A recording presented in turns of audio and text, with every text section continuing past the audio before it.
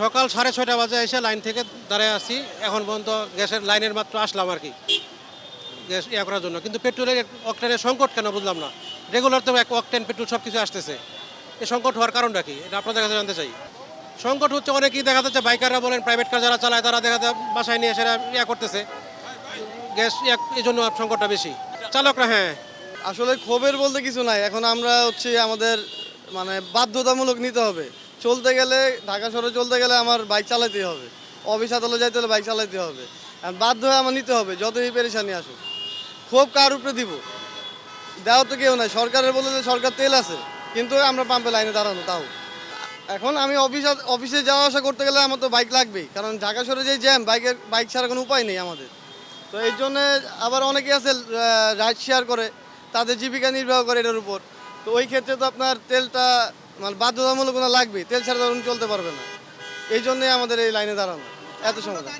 আপনার কথা ঠিক আছে, কিন্তু সবসময় সব জায়গায় তো যাওয়া যাচ্ছে না। আমি আজকে 4 ঘন্টা ধরে যে পরিমাণ তেল পাবো, এটা দিয়ে আমি আগামী 1 সপ্তাহ আরামে চলাফেরা করতে পারবো।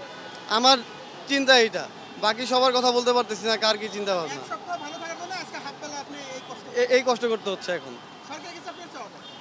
চাওয়া একটাই যে যেভাবে হোক এই তেলের সমস্যাটা যাতে সমাধান হয়, আর বাইরে যারা খোলা বিক্রি করতেছে এই জিনিসটা যাতে বন্ধ করে দেয়, কারণ ওদের কারণে আমাদের এই ঝামেলাটা বেশি হচ্ছে। হ্যাঁ, আমি গত 15 দিন আগে এসে তেল ভরছি 5 লিটার। এই 15 দিন 5 লিটার তেল চলছে, এখন আমার তেল একদম শেষ। আমি আজকে আবার 5 লিটার ভরবো, আগামী 10-15 দিন আবার চলবো। সবাই যদি এটা মেনটেন করে তাহলে তেলের ভোগান্তিটা কিছুটা হলে কমে আসার কথা। কিন্তু অনেকে বিক্রি করতেছে, তেল নিয়ে যেয়ে বিক্রি করতেছে, অথবা 2 বা 3 বার লাইনে দাঁড়াচ্ছে। এর জন্য আমাদের ক্রাইসিসটা রয়ে গেছে। 1.5 যুগ ধরে ভালোবাসার নিড়ে এসিআই পিওর সল্ট। দেখেন, এই যে পরিস্থিতিটা দেখছেন, এটা আসলে শুরু হয়েছে রমজান মাস থেকে, আপনারাও জানেন। তা আমরা ভেবেছিলাম যে আস্তে আস্তে দিন যত যাবে সংকটটা কেটে যাবে। সংকট বলতে তেলের সংকট আসলে নেই, আমরা যতটুকু জানি। আমাদের এখানে গ্রাহকদের চাহিদা যতটুকু প্রতিদিন, আমরা সেই চাহিদা পূরণ করতে পারছি। আর মূল ব্যাপারটা হচ্ছে কি, আগে এই রমজান মাসের আগ পর্যন্ত সব সময় গ্রাহকদেরকে কিন্তু আমরা ওপেন তেল দিতাম, যতটুকু তেল লাগতো আমরা ততটুকু দেওয়ার ব্যবস্থা করতাম। তখন যেই পরিমাণ তেল সেল হতো, এখন তো আমরা রেশনিং সিস্টেমে তেল দিই। রেশনিং সিস্টেমে তেল দেওয়ার পরেও তাদের চাহিদাটা একদম দ্বিগুণ হয়ে গেছে, প্রায় দ্বিগুণ হয়ে গেছে। এই যে মানুষের তেল নেওয়ার যে প্রবণতা, এই প্রবণতা থেকে যদি মানুষ বের হতে না পারে, তাহলে এই সংকট দূর করা সম্ভব না। সরকার যতই সাপোর্ট দেয়, যতই তেল আমদানি করুক, গ্রাহকরা যদি নিতেই থাকে, যদি এই নেওয়ার চাহিদাটা না কমে, তাহলে তো এই লাইন দীর্ঘ থেকে দীর্ঘ হবে। তাছাড়া আরেকটা বিষয় হচ্ছে, সরকারের প্রতি আমরা আবেদন জানাই আমাদের পক্ষ থেকে, যে সেটা হচ্ছে, যদি সবগুলো পাম্পে তো তেল দিচ্ছে, সব পাম্পেই তেল যায়, কিন্তু এইরকম যদি নির্দেশনা করা যায়, আসলে আমরা তো একদম ক্ষুদ্র পর্যায়ে চাকরি করি, আমাদের কথা ওই পর্যন্ত যায় কিনা জানি না। যদি ওইরকম কিছু করা যায় যে সবগুলো পাম্প এট এ টাইম তেল দিবে, তাহলে এই যে দীর্ঘ সারিটা থাকবে না আমার মনে হয়। এই লাইনগুলো, এই বাইকগুলো, গাড়িগুলো বিভিন্ন পাম্পে ছড়িয়ে যাবে। যখন তেল নিয়ে বের হয়ে যাবে, তখন রাস্তার মধ্যে আর দাঁড়িয়ে থাকতে দেখা যাবে না। এই যে ঘন্টার পর ঘন্টা দাঁড়িয়ে থাকে, আমাদের অনেক কষ্ট লাগে। এই কষ্ট লাগার পর শেষ পর্যন্ত দেখা যায় একটা লোক দুপুরবেলা দাঁড়িয়েছে অথবা বিকেলবেলা দাঁড়িয়েছে, সন্ধ্যা 7টার সময় আমরা পাম্প বন্ধ করে দিচ্ছি। গেটের কাছাকাছি আসলে আমরা পাম্প বন্ধ করে দিচ্ছি, সে তো তেল পাচ্ছে না। তাহলে এই ধরনের এই যে ক্ষোভ তৈরি হচ্ছে, এই ধরনের সংকট তৈরি হচ্ছে, এটা আসলে আমি বলবো যে এটা আসলে আমাদের মানুষের তৈরি সংকট।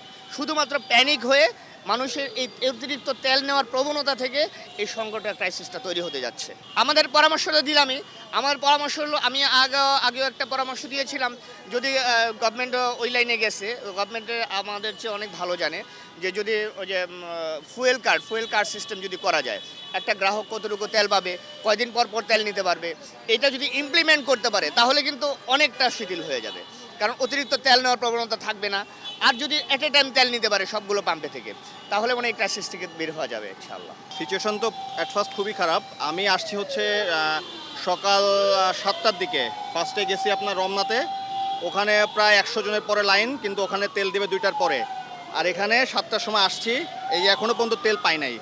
তাহলে আমরা যেটা দেখতেছি যে বাইরে থেকে তেল আসতেছে, কিন্তু তেলটা যাচ্ছে কোথায়? শুনতেছি টনকে টন তেল আসতেছে, কিন্তু তেলটা যাচ্ছে কোথায়? এরকম তো সিচুয়েশনতে আমরা পড়ি না। হ্যাঁ, একটা বৈশ্বিক একটা খারাপ পরিস্থিতি চলতেছে, কিন্তু এখন তো কিছু হলে একটু শিথিল হয়েছে। তারপর হচ্ছে আপনার আসতেছে তেল, কিন্তু এই তেলটা যাচ্ছে কোথায়? আমাদের কেন তো ভোগান্তি। আর সব থেকে ভালো হয় যে লাইসেন্স অনুযায়ী তেল দেওয়া, যার প্রয়োজন সেই তেল নিক, বাইরে কাউকে তেল দেওয়ার দরকার নাই। কারণ এখন অনেকে এই তেল নিয়ে সেটাকে সিন্ডিকেট করে বিক্রি করতেছে। খোলা তেল আসতেছে কোথায়? খোলা তেল তো পাম্প থেকে বিক্রি করতেছে না, তাহলে নিশ্চয়ই হোন্ডা থেকে তেল নিচ্ছে অথবা প্রাইভেট থেকে তেল যাচ্ছে। না না, আমার তো অবশ্যই দরকার। আমি একটা বেসরকারি প্রতিষ্ঠানে আছি, একটা এএনসি মেডিকেল ডিভাইস কোম্পানিতে আমি আছি। আমার প্রতিদিন প্রায় 1.5 কিলোমিটার মানে আপনার 1.5 লিটারের মতো তেল প্রতিদিন আমার দরকার, প্রতিদিন দরকার। মানে সপ্তাহে আমার 10 লিটার তেল লাগে হিসাবে। অবশ্যই দরকার আমার। নো নো নো নো না, কারণ আমার বাসা এখান থেকে কেরানীগঞ্জ। আমার কেরানীগঞ্জ থেকে যাতায়াতের জন্য আমার প্রতিদিন 15 কিলোমিটার, আমার মানে যাইতে 15 আসতে 15। সো আমি যদি বাসে আসি, আমার তো সময়, আমার অফিস হচ্ছে 9টায়, আমি এখন অফিসে যাইতে পারি নাই। তাহলে বলেন, আমাদের তো আসলেই নিড, খুবই করুণ পরিস্থিতি। জি, চিঠি আমি রাত ফজরের নামাজ পড়ে রওনা দিছি। রওনা দিয়া 5:30টার দিকে লাইনে দাঁড়াইছি। 5:30টা থেকে লাইনে দাঁড়িয়ে এ পর্যন্ত আসছি। হয়তো আরও 1 ঘন্টা লাগবে। 11টা 11:30 বাজবে মনে হয়। মানে খুবই বাজে অবস্থা লাইনে, বুঝছেন। আর এই সাইডে তো লাইন বিরাট বড়, একবারে এই মুতালেব প্লাজা পর্যন্ত, বুঝছেন। সেখান থেকে লাইন ধরে এ পর্যন্ত আসা হয়েছে। হ্যাঁ, ও কাজে সময় নষ্ট হইতেছে। প্রায় 4 ঘন্টার মতো নষ্ট হয়ে গেছে, হয়তো আরও 1-1.5 ঘন্টা যাবে এরকম। তাহলে এরকম যদি হয় তাহলে তো আমাদের চলা খুবই কষ্ট তেল নিয়ে। সরকারেতে চাওয়া আমাদের যে তেলের পরিস্থিতি একটু দূরত্ব করুক, যাতে মানুষের ভোগান্তি না হয়। যেমন রাস্তাঘাট আটকে যাইতেছে, গাড়ি ঘোড়া চলতে পারতেছে না, আর আমরাও ভোগান্তিতে আছি লাইনে দাঁড়ায় ঘন্টার পর ঘন্টা।